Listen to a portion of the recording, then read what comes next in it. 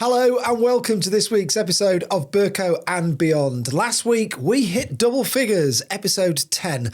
So this week, of course, it's episode 11. We thought we'd do something a little bit different, actually. A lot of podcasts that launch don't even make it past episode 3. So we are pretty proud of ourselves once we put our teeth back in to have made it this far. It takes a lot of effort to put a podcast together, and consistency is the key, much like business life, of course. So in this episode, a little compilation of some of our favourite bits from the first 10 episodes of the show. Those favourite bits, hopefully, are good business advice too. So this is the episode that you should be sharing. Please share it with your friends and say, hey, I've been listening to this podcast. This is a compilation of the first 10 episodes and you should listen to it too. Like and follow. Maybe you could come up with something a little bit more straightforward, a more concise one-liner, if you will. Hey, let's just get on with the show. Let's dive in.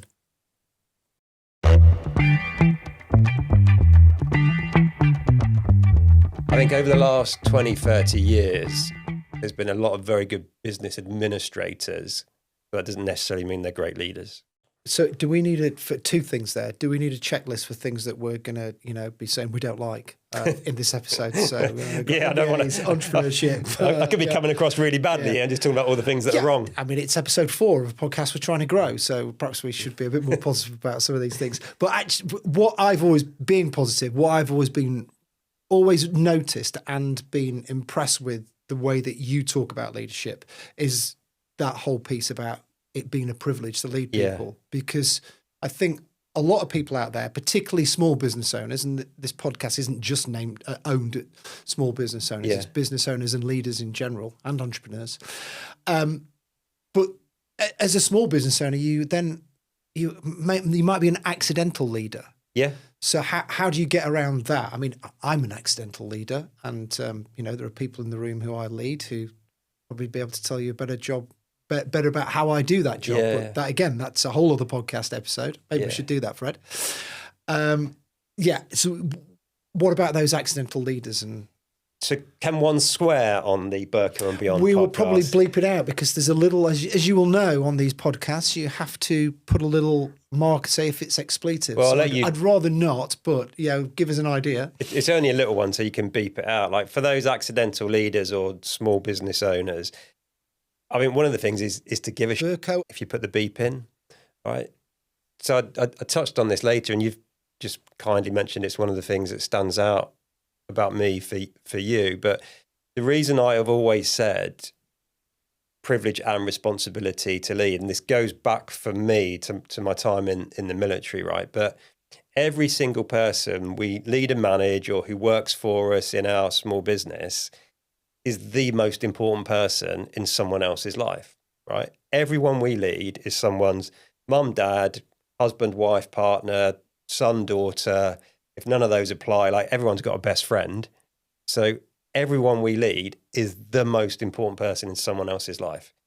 And therefore what we do as leaders, managers, business owners, business administrators, it doesn't just affect the people that work for us 9 to 5, Monday to Friday, or whatever the working hours are. Like it has an impact on what they're like when they go home. And then that has a knock-on effect to their family, right? I'm experiencing this firsthand now. My wife is working in a business. Her boss, let's say, isn't the best leader, putting it very politely. And the amount of days my wife, Jo, will come home in a really kind of bad mood, kind of upset, agitated or whatever, that spills over to me and my daughter. Yeah. And that changes the dynamic in our house. Yeah. And that's her boss directly impacting me and my daughter. So that's why I say it's privilege and responsibility, and just understand that we're leading other human beings, and how we behave matters. If we treat people well, if we give about them. Well, you can replace that word with care, actually, can't you? Yeah. And Totally. Not only is it care, but there's a duty of care, right? Yeah. Yeah, like duty of care we tend to think of more from health and safety, right? I mean, this podcast studio, your duty of care is make sure the lights don't fall down on me. But to your point, care, yeah, absolutely care. And some people might go, well, that's soft, but it's not, right? If you work for me and you know I care about you, you're going to come to work more motivated, more inspired, do a better job. If you get a sense I couldn't give it about you, or I don't care, then how invested are you going to be in kind of my business? You're not going to be that invested in growing like profit or the bottom line for me if I don't treat you nicely. No, definitely not. And I guess that then leads to the building of the team as well, and how that cascades down. Or, as I was talking to someone about the other day, that the bottom up. So we were talking about org charts, and that in those organisational charts, how one of these business owners had just redone theirs, and because they'd changed some of the roles, actually that was then being put up all around the building so that everybody could see, where the responsibilities were, who was part of what team. Yeah. And then people were like, why am I down on the bottom? Why is this down on the bottom? And actually one of the first things we said was, actually flip it, put the leaders at the bottom. Totally. And then it's, a bottom up. Yeah, that's how I draw them all the time. I draw a little cartoon stick man at the bottom, or stick person at the bottom like that. They are there to support everybody else and enable them to do whatever they need to do for your customers or whatever. A leader's job is to support and enable so people can do the work. It's not to be at the top dumping on everybody. So where do you think people get it wrong? Is there when you go into organisations and when you work with individuals, is there one that obviously there's the giving a care side of things? Is there anywhere else where you kind of see repetitive mistakes, shall we say? I think one of the biggest ones, which I was really fortunate because at 15, I think, when I decided I wanted to join the army, a major from the army recruiting team came in. It was kind of partly interview, partly preparing me to go off and do a 2-day assessment to decide whether I had leadership potential or not. And he taught me this then. But also, you mentioned the podcast I used to host. I probably interviewed, I'm going to say, around 150 to 200 MDs, CEOs. Yeah. So you start to notice themes, right? Like you were with this. And the theme I noticed was the same as this piece of advice that I got given at 15, which is basically leaders don't need to have all of the answers. And so many of the guests on my show said the moment I really got comfortable as a leader and started to have more impact as a leader was the moment I realised it's not my job to have all of the answers. And to your point around building the team, right? Why would you go to all that effort of bringing in brilliant, amazing people and then micromanage the hell out of them? Don't listen to their ideas because you think I know best. Like, employ bright people and then like listen to them. Like, what are your ideas? But many of us think that's a sign of weakness, right? If you go, I don't know, and oh God, I've failed. But no, actually, if you say, look, guys, this is the challenge. This is what we need to achieve. Right now, I'm not entirely sure. Like, what do you think? Yeah. That shows, like, actually, I'm comfortable in my skin. I value you because I want to hear your input.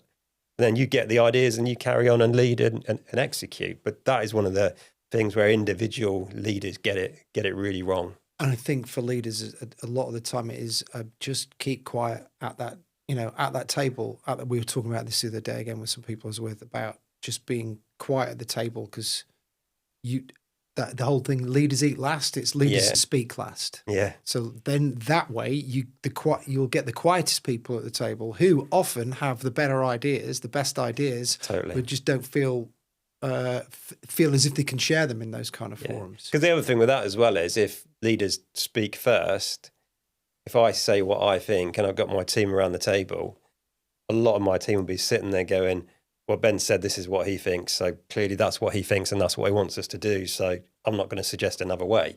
Whereas if you let other people go first before you've sort of biased their opinion, they're going to speak more freely. So yeah, I think you're right. Leaders speak last and eat last. It's a line I've used many, many, many times and in many, many contexts. I mentioned a couple of moments ago about getting outside of your comfort zone. Yeah. And I think we are more comfortable in our comfort zone. And I believe that many businesses are held back by those little things that we should push that are just that little, not be ridiculous, because the comfort zone analogy is just a little bit outside. Going to the gym again, you push yourself just a little bit further, a little bit further. If you go in there and just go, whoa, then you'll injure yourself and you can't cope. So be constantly just going a little bit more, a little bit more, a little bit more. And I think if you get into a habit of doing that, you will grow both in business and in life. So I'm very passionate about that. And as a coach, guess what? Like a sports coach, they would always just push you a little bit more. It's very easy to stay in our comfort zone. So I'm wondering if that should actually be part of a business owner or business leader's job description, being outside, a certain percentage of your time being outside your comfort zone. Get comfortable being Well, what's going to happen if you don't? Probably what you were describing has happened to those businesses that do that rather than do that. Yeah. Yeah? Yeah. What's going to happen if you don't go down the gym? Metaphorically. Yes. What's going to happen if you don't try something different?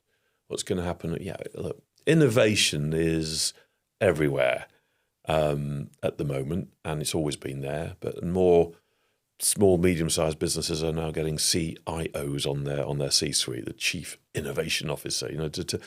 Because it's so important that businesses are changing quickly. But that again, that's uncomfortable for people. But try these things. You have to move out there. So whatever discomfort is for you, rather than, oh, that's uncomfortable, okay. And that's why that line, get comfortable being uncomfortable, is an important line. It's a line.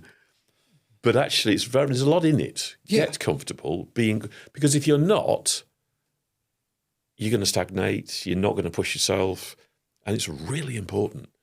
So it's not going to go away. The discomfort isn't going to go away. You just have to get comfortable with it. You know that when I go to the gym, well, that's going to hurt. But actually, I feel good about that. When I know when I come to a peer group meeting, ooh, that's going to push me. Mm-hmm. Great, I feel better. I've grown as a result. So all that, there's a lot in that, in that statement. The conversations are so important, especially now. I think there's a big disconnect with people generally. Mm-hmm. I think social media plays a part in that. I went to one of those networking events recently and it was great. I haven't been to one. So for me, it was really nice to go and meet people, like-minded people, and just chat, it was just general chat. But when I was younger, this wasn't about, going and meeting girls or whatever. I used to love going and speaking to people in the pub or chatting to people. And now I find that it's not just because I'm older, because I still have that capacity. I found at the networking event, I've been to stuff with you, we've done a couple of jobs together. Yeah. That networking aspect, or just speaking to people, I've still got it in me. I still enjoy it a lot. And you don't do that as much when you just go out and about, and not a lot of people do it. I find that it's rarer to have that with people. You don't get people coming up to you as much as they used to and being like, hey, how's it going? And chatting away, people are in their own little circles, which is fine. And I get that. But doing this sort of thing, for me, it scratches that itch, and it's the social aspect as well as the conversations. I think it's all like I keep saying. It's building the community, working with people, and and I think that a lot of those conversations that you have at those networking events they're not. Let's be honest, it's no good for me, and it's no good for you. On a human level, it might be. It's nice when you get to know people and. That there might be a slower burn of a collaboration somewhere down. But there are people that you end up talking to at those network events where it's like, what's the point? Again, not it's for you, for them or for me. And actually, a business coach that I went to once, one of his best piece of advice was, you go to a network. I'm not going to remember it correctly either now, but it was basically, if the conversation is not going to be of any worth to you or to them, then just move on, because otherwise it is just the weather's nice, and at the end of the day, you're running a business. Your time is money, so don't spend it. And I think you and I talk about this now with having young kids as well. Zach is younger than Connie and Nate, but I'd rather be spending time with them than talking with someone about the weather that I'm not going to be doing business with. No, I think it was the process that made me think, what do I need to grow my business? I knew I wanted to grow it, but I didn't really know how to. And I think I was just plodding along, doing what I was doing every day, but not actually focusing on what I needed to grow. Yeah, I agree. I feel like it's just like the same process. with doing the business plan and pitching, you're learning what you really need. I mean, I kind of had an idea of what I needed, and that I'd spent so long trying to do everything by myself and not really get very far with it at all, because that's not really what I excel in, you know. I think it's a common thing for Yeah. people who are starting out in business as well. Certainly, you know, I alluded to it earlier, like you don't know, you know what you know, and you don't know what you don't know until either someone tells you or you read a book about it. And there's plenty of those around these days on what you can do and which kind of path you choose. But there's plenty of support in entering a competition like this, and the collaborations that you come up with afterwards, I guess, as well. Yeah. I think when you're starting out, you're very much trying to do everything on your own. And then it was almost accepting that, okay, I'm not going to be a guru of developing and building an entire website platform. And it's recognizing the areas that you do need some help and support and advice in, and realizing that you haven't got to be an expert in everything to make it all work. I was talking to the CEO of a national charity and the numbers just to keep the doors open, just to keep the staff, as you say, because of, not just because of national insurance, but because you've got a talented team and you need it's like any other business, you need to attract talent, right? Absolutely. But the numbers involved in keeping something like that going. Our biggest cost is staff. Yeah. And I don't have an issue with that at all. And I think the days where people think people that work for charities or volunteering has changed. We do have a number of very, very good volunteers. But if we don't pay our staff well, we're not going to get expertise and we're not going to be able to make a difference. Also, we talk about a cost of living crisis. We talk about supporting people in poverty and social exclusion. I cannot have our staff needing to use a food bank. That would be horrendous for me as a CEO for that. So we need to make sure we support our staff, but we also need to ensure we support our staff around their mental health as well. We use an employee assistance program, but we also make sure our staff have access to also professional supervision. We always make sure our staff take their leave. We have mental health wellbeing days where we get our staff together. All those things are really important to ensure our staff come to work and not get burnt out. Yeah. But I also need to ensure my leadership team don't get burnt out as well. We would always recommend is use and purely from a business point of view, is there's a great book, and I've forgotten who's written it, but it'll go in the show notes. Who, Not How. So it's not who, not how. So it's one I've recommended to you before that you've obviously not read, but it's not about doing it yourself. There's a whole thing as a business owner, you can go, right, or as a business, how do we do this? How do we do that? How do we do it? Let's learn how to run a YouTube channel, and let's learn how to do or get someone else to do it.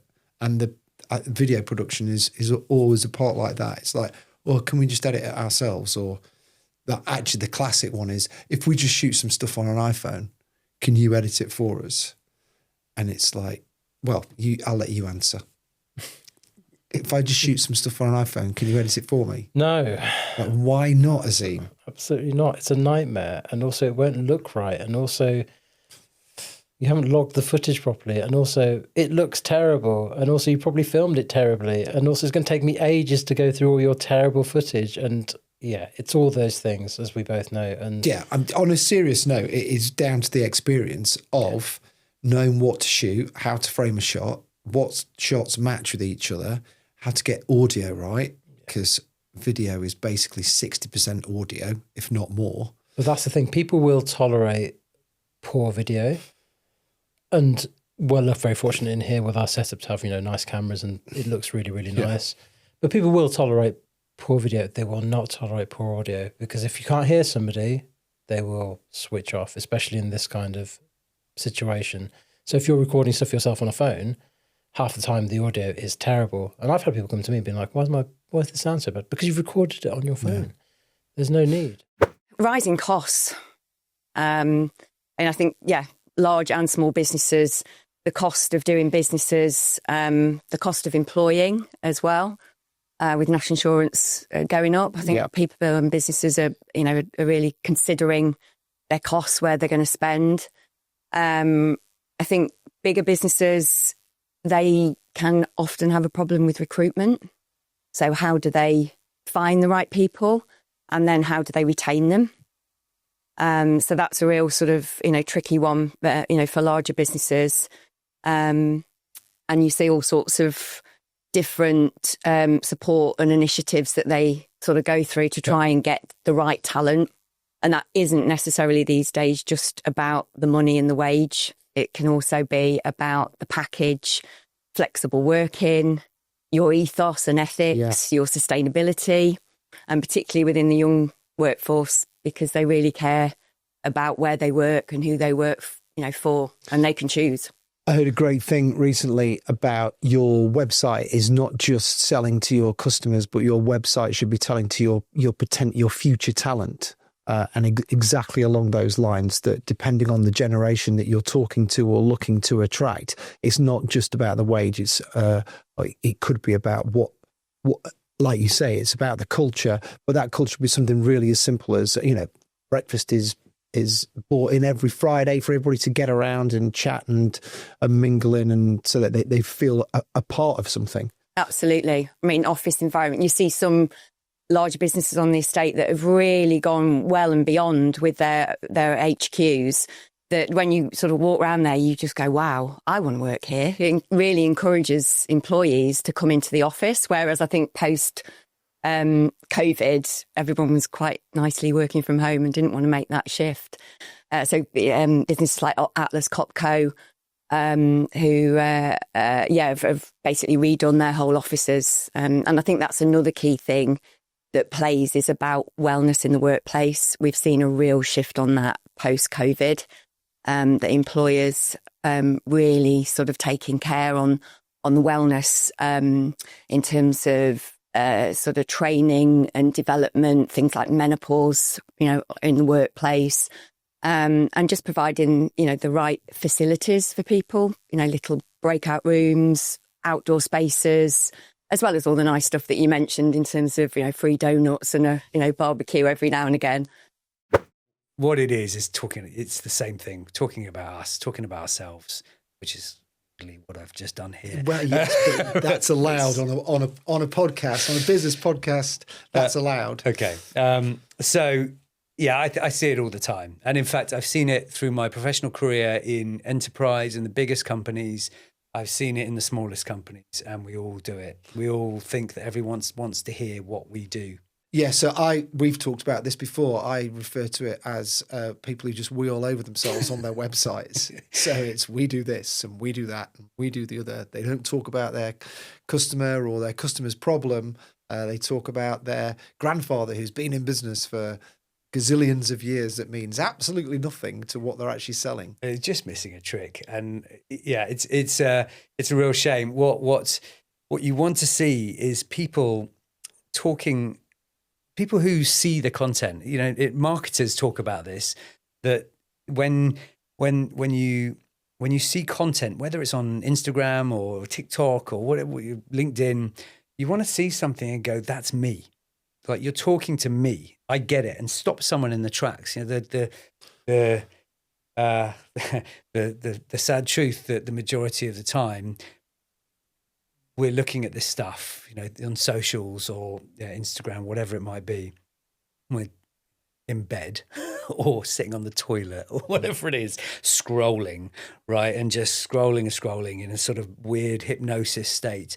And actually, what you want to do is get to that point where you're going, hang on a moment, he's talking directly to me and I get it, right? And if someone's sitting there talking about themselves, it's just scroll past. No one cares. But if they're talking to you, I'm mentioning something which is dear to you, then you're going to go, I've stopped me in my tracks. And you actually see that way more now in social adverts and social posts, where it starts off, business owners of Berkhamsted. Yes. Make sure you're listening to the Berko and Beyond podcast or whatever it is. Actually, I should do one of those, shouldn't I? I should do a couple of those promos. But yeah, and that's literally calling it out. You don't get much more niche than that. Yeah.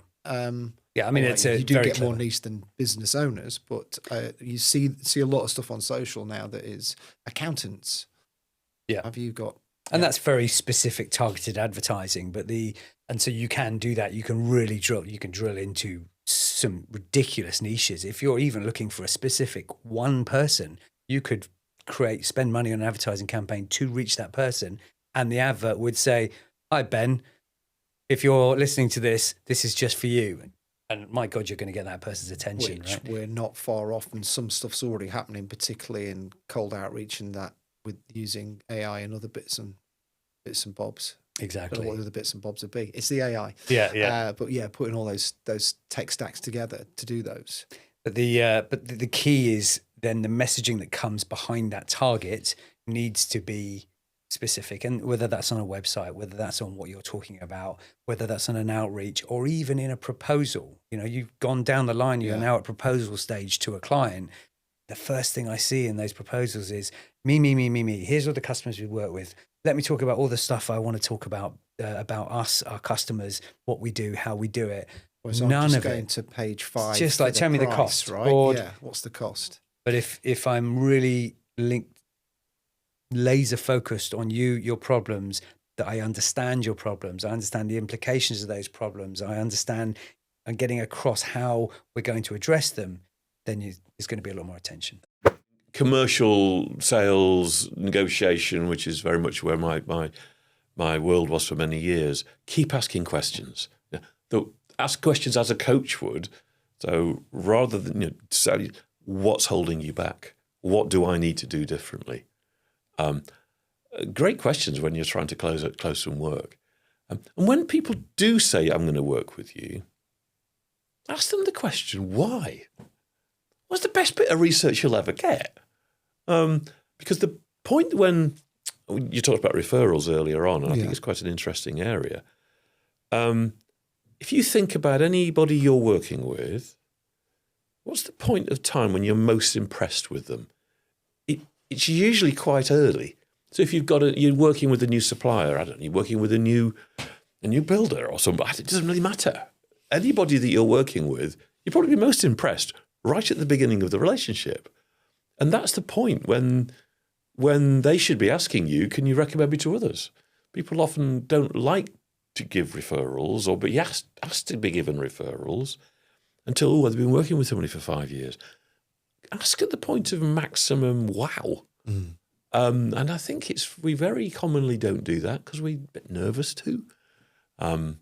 So I'm not sure that answers your question, Ben. I've gone on for a bit of a tangent there. But it's really powerful to when times are hard, you just have to work harder, you push harder.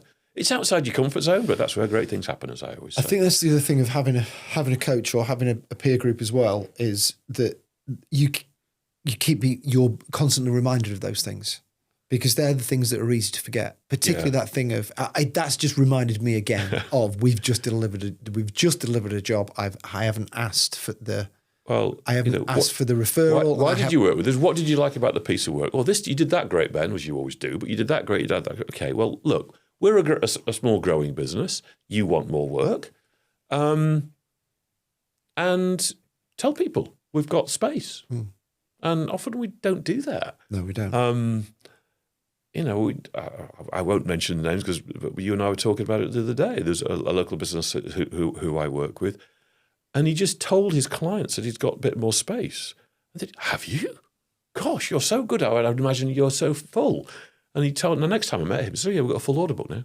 Yeah. Just because he told people that he wanted work. And it's so obvious that we don't do it. And particularly when you're just doing your first piece of work, that's when people are usually most impressed.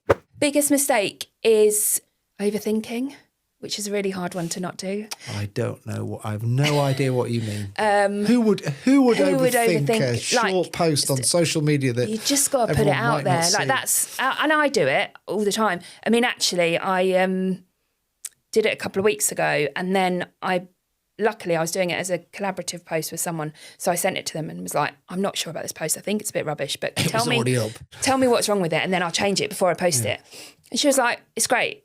And then I did put that message out to our community to be like, just ask each other, because actually that's all you need. You need someone to break your overthinking and say, what are you getting worried about? You need to get over yourself. Get over yourself. And I think that is probably the other big piece of advice, or maybe the mistake, depending on which way you spin it, that people get too focused on themselves and they think too much. And actually, something that I learned about content is it's not about you.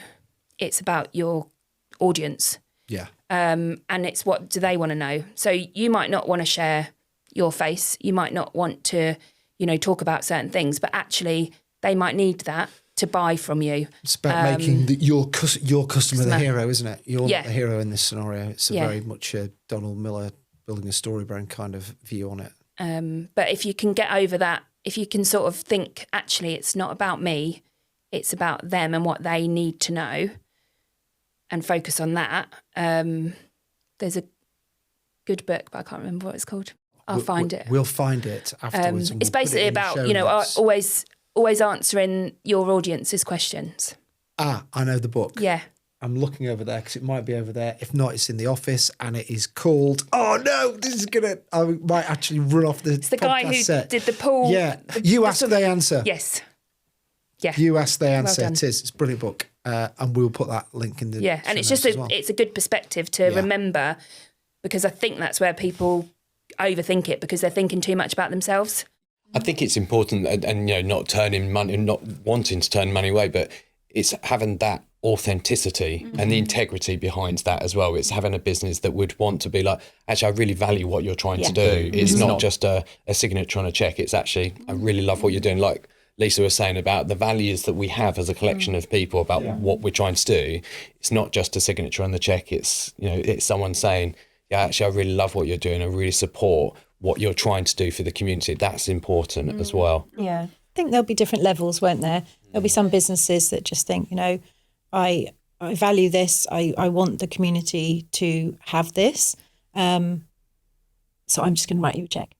And that will be fantastic. And then there'll be other businesses that say, I value this, and actually we'd like to be more involved, and we want to collaborate with you. Perhaps their business has the name of one of the sections, or they could have the courtyard space. Could be, there's ways that we can work together. And as the Our Heath Barn project continues, there'll be more and more ways that they can get involved. Is that teenage program, or the mother and baby program, or all these different initiatives that we come up with, they can be the ones that help sponsor that bit. So as it develops, there'll be more opportunities. But right now, it really is coming down to hard cash.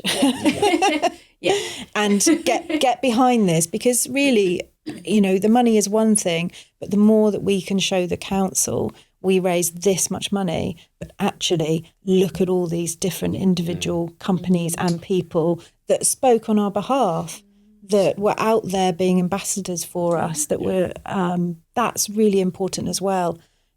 Money is one thing, but showing the council that the community got behind it, there's a lot of power in that. Yeah.